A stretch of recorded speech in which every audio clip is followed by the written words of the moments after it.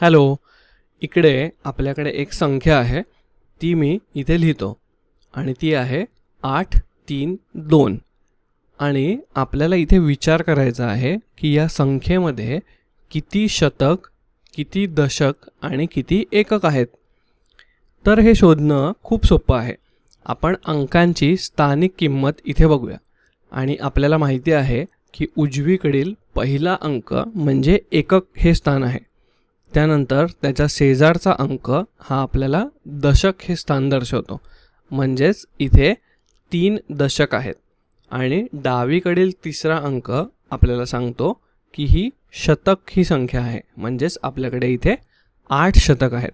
आणि याचाच अर्थ आपण इथे 832 या संख्येकडे अशा प्रकारे पाहू शकतो. यामध्ये 8 शतक आहेत. 8 शतक म्हणजे 800 आणि अधिक यामध्ये 3 दशक आहेत. तर 3 दशक म्हणजे 30 आणि याला आपण 10 अधिक 10 अधिक 10 बरोबर 30 असं सुद्धा म्हणू शकतो. आणि शेवटी आपल्याकडे 2 एकक आहेत आणि 2 एकक म्हणजे किती? फक्त 2च. म्हणून 832 म्हणजेच 832 ही संख्या 800 अधिक 30 अधिक 2 अशी सुद्धा आपण लिहू शकतो. आणि या स्वरूपाला गणितातील संख्येचे विस्तारित रूप असं म्हणतात. आणि हे ऐकायला सुद्धा तसंच योग्य वाटतं, कारण एका प्रकारे तुम्ही ही संख्या मोठी करून म्हणजे विस्तारित करून लिहित असतात, ती सुद्धा शतक, दशक आणि एकक या रूपामध्ये. तर इथे आपल्याला संख्येच्या विस्तारित रूपाचं हे पहिलं उदाहरण समजलं असेल. चला आता आपण आणखी एक उदाहरण बघूया. तर इथे पुढची संख्या दिलेली आहे 4, 1 आणि 5 आणि तुम्ही हा व्हिडिओ इथेच थांबवा आणि स्वतः प्रयत्न करून बघा. ठीक आहे, मला वाटतं तुम्ही प्रयत्न केला असेल, तर मी स्वतः चालू करतो आता. तर ही संख्या आपण विस्तारित रूपात कशी लिहायची? तर सोपं आहे. आपण बघूया की इथे आपल्याकडे शतक किती आहेत. इथे आहेत 4 शतक.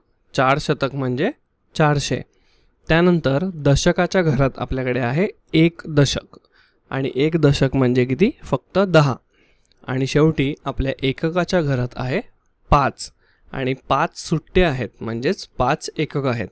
तर या संख्येचं विस्तारित रूप होईल 400 अधिक 10 अधिक 5. छान. आता तुम्हाला असा प्रश्न पडला असेल की आपण याच्या उलटं करू शकतो का? तर बरोबर, आपण करू शकतो. आणि जर आपल्याला अशा प्रकारे संख्येचं विस्तारित रूप दिलं असेल, जसं की इथे आपल्याला दिलं आहे 700 अधिक 4, तर तुम्ही याला प्रमाणित रूपात कसं लिहू शकता, म्हणजेच साध्या रूपामध्ये कसं लिहू शकता? तर तुमच्यापैकी काही जण म्हणतील की मी 700मध्ये 4 मिळवले तर मला थेट 704 मिळतील. आणि बरोबर, हे एकदम बरोबर उत्तर आहे, कारण आपण या स्थानानुसार विचार केला. एकक, दशक आणि शतक हे आपल्याला एकत्र मिळवूनच आपलं प्रमाणित रूप इथे बनवायचं आहे. म्हणजे आपल्याकडे इथे शतक आहेत 7 आणि आपण शतकाच्या घरामध्ये 7 लिहूया. त्यानंतर दशक आहेत आपल्याकडे 0, त्याच्यामुळे दशकाच्या घरात 0 येईल. आणि शेवटी आपल्याकडे एकक आहेत 4, म्हणजेच आपण एककाच्या घरात 4 लिहू. आणि अशा प्रकारे आपली संख्या बनते 704. आहे की नाही सोपे?